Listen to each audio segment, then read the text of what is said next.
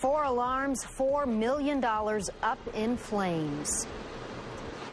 Good evening, I'm Leah Lando. The skies were lit before sunrise and the whole city took notice when a pallet warehouse burst into flames at dawn.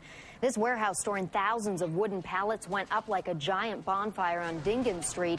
It forced personalities and staff to evacuate nearby 97 Rock and left a damage tab in the millions. News 4's Tricia Cruz joins us live tonight from the fire-ravaged ruins. Tricia. Well, it has now been 18 hours and fire crews are just leaving the scene here. The commissioner says they're not usually called to a structure fire of this size. This one required all of their attention and used up most of their resources.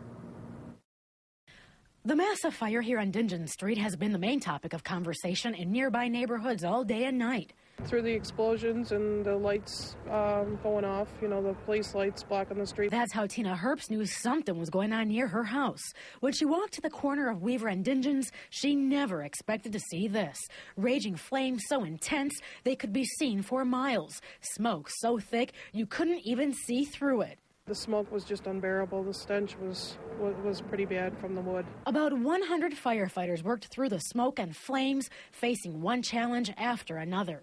We had problems using the same main on this street here, so we had to get water from other areas, which was a labor-intensive effort. More than 3,000 plastic and wooden pellets and propane tanks fueled the fire, causing delays for nearby businesses, school buses, and Meals on Wheels. The fire even forced employees at 97 Rock out of the building and off the air.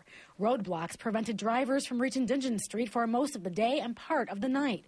Anybody that even turned down Bailey towards this direction, they were stopping them and letting them know they couldn't come down Dingen Street at all. Evelyn and Fred Grabowski saw the smoke from their bedroom window. They came to the scene hours later to see the devastation up close. That's all the talk when I got to work was how everybody at work was talking about how much smoke there was. Despite the size of this fire, it did not spread to any other buildings. To that end, this was a miraculous effort on the part of Buffalo firefighters today.